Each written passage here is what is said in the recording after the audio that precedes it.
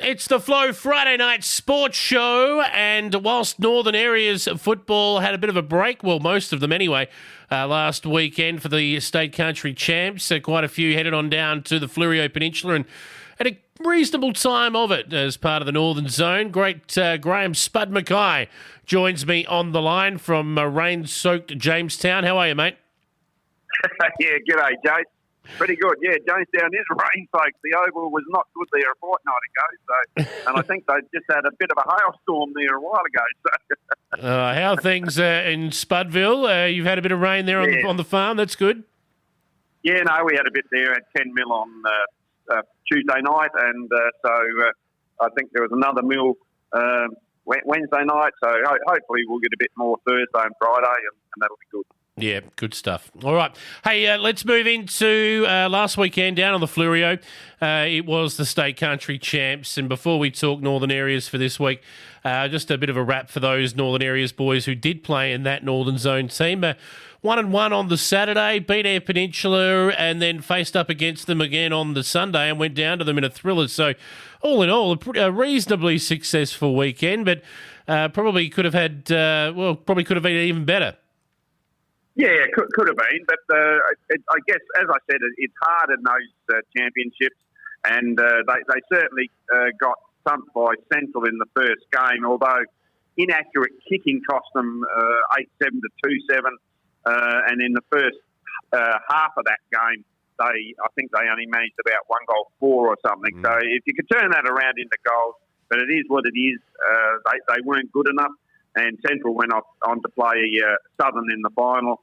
And as I said, Southern were always going to be on a mission to counteract for what happened to them a couple of years ago. So well done to Southern. But from the Northern Zone, we had 4 players made the championships team of the championships, and one of them, Jordan Fuller from Lions, plays for Lions in the Spencer Golf League.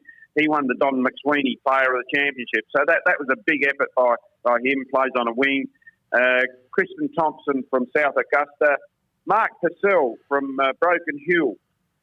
He has been coming down for a long time. I can remember when he came down probably about 10 years or so ago now, and he was only 16 at that stage, and had been on Collingwood's junior development list.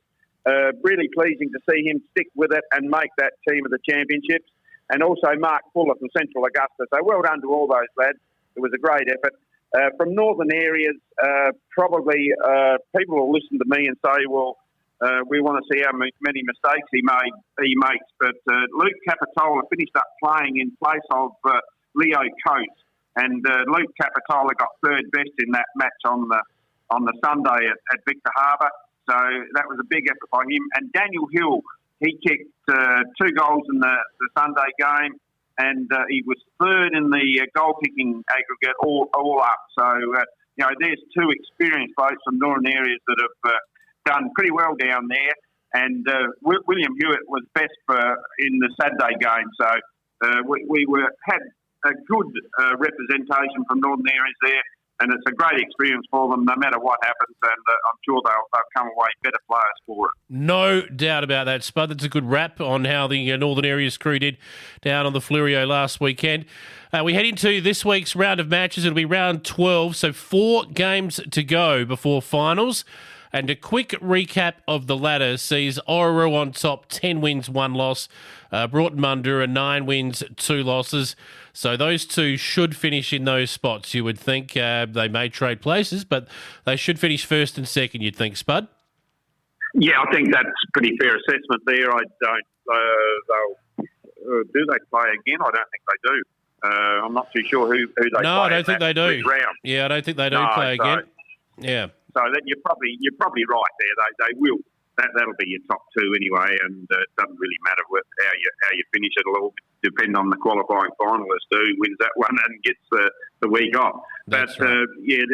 There is a bit of interest though with the next couple, because if we get results go the right way, Southern Flinders, neither of Southern Flinders or Crystal Brook, who are sitting 3rd and 4th, have got great percentage, whereas BMW have only won the 3 games, but have better percentage than both of those sides. So if BMW are able to get on a bit of a roll there, they'll need to beat probably one of the top 2 sides, though, in order to do it. But it will be quite a bit of interest in those in that third and fourth sides, I reckon. Yeah, exactly right. So Southern Flinders 6 and 5 should play finals. Crystal Brook, I reckon, are the ones at risk. They're at 5 and 6, 2 games behind Bullaroo, Melrose, Wilmington, BMW 3 and 8, and Jamestown. Of course, they're out of the equation without a win yet. It'd be interesting to see if they can get a win at some point before the season ends. But yes, BMW, Crystal Brook, that battle for 4th and 5th, I reckon, is still on. And Crystal Brook could go above Southern Flinders if things go their way too. So, but I think if BMW are going to play finals, I reckon they get in instead of Crystal Brook. Yes, I think that's probably right too. So there's a couple of big games coming up on Saturday. It certainly is. We have a look at that now. And speaking of Crystal Brook, here's a go. They got some trouble this weekend. Broughton Mundura, who arrested, they come to Crystal Brook and should win that game, Spud. Yeah, Broughton Mundura are slowly getting players back. They've had a few missing, but they've got good strength there. William Hewitt, leading goal kicker, up forward for them. Tommy Whelan at centre half back will sort of stop most stuff that sort of comes through there for Crystal Brook. And then Dylan Hewitt, Callis Freer, who played as an under-21 in the Carnival last weekend, had a really good season. He's a good player. And then Kane Foley. For Crystal Brook, they'll be looking for Luke Capitola to lead the way again. But they need plenty of support. Joel Millard has been good for them. But if they can get it down there, Daniel Hill capable of kicking 4 or 5 goals for them. But I don't think they'll be able to do it. I reckon Broughton Mundura will be too strong. So that's probably the way that match will turn out. Yep, I think so too. All right, the top versus bottom clash at Orroroo. So the team on top of the ladder, they've had 2 weeks to think about their loss to Broughton Mundura, so I'm sure that pleases Jamestown Peterborough, who will head up the highway for that one. Yeah, I saw the 2 sides when they played in Jamestown, and Jamestown Peterborough did. I probably said about it in the wrap up afterwards that they did a good job for the first half. Really good pressure, but weren't able to sustain it. And then Orroroo sort of kicked away and won the game pretty comfortably. You'd think that probably be the same here. Obviously, Orroroo are going to have to readjust without Aidan Lee. But they'll look to probably use Luke Bowman in the ruck there. He does a good job there when needed. And then around the ground, they've got plenty of good players. John Nicholas has been really good in the pivot for them. Nick Homch up forward. Patrick McCarthy will be centre-half forward and probably do a bit of the ruck work up forward for them.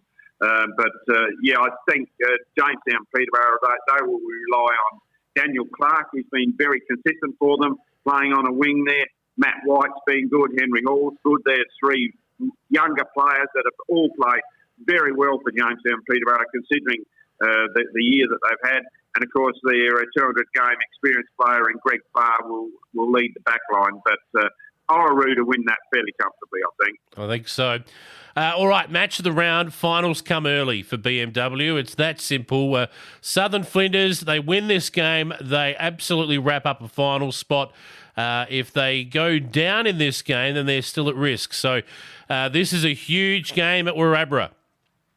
It certainly is. And, look, if BMW can't win this one, that just about puts them out of the equation to be in the finals. But and for that reason, you'd think that they will try and... Lucas Kanga probably he didn't play a zone last week and would have if he was fit. So he'll obviously come back for them.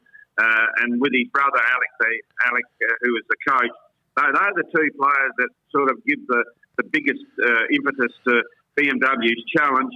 They need probably to look at... If you look on the goal-kicking list, you'll find that there isn't a BMW player up there, and yet their percentage is good. So they obviously share the goals around without having any dominant forward. But Nick McCullum up forward is the one that can do it for them. And then Braden Battersby at centre half-back is really good too. For Southern Flinders, it'll be Will Smart up forward who they'll look to get most of the goals. And then Zeke Kay, who he played zone last weekend, he's a really good player in the back line for Southern Flinders. And, of course, their coach, Nick Pearce, he usually does a good job in the ruck. It's going to be a really tight game. Up at Radborough, you'd expect it to be a bit wetter up there. They get plenty of moisture that way. I'm probably going to go for BMW and just on the basis that it is a big match for them. But Southern Flinders, on the other hand, will want to show that they are up to being able to play in the finals. They've had a good season so far. So it's going to be a really good match, and it's hard to pick. So I'll go BMW just. All right. We'll see how that unfolds. Anything else for us, Spud? No, I'd probably, people will listen to this and wonder, wait and see how many mistakes I made. But I told you, and I got it out the program that the last time BMW were going to play, that it was going to be at Bullaroo, and it wasn't there. They had to transfer it because the oval wasn't up to scratch, and they actually transferred that match to Melrose. So I apologise for that. And so some of the stuff I sort of don't get right because they make late changes like that. So I apologise. No, good on you, Spud. We will catch up with you again next week. All the best, mate. Enjoy the weekend's footy. You too, Jace. Catch you next week.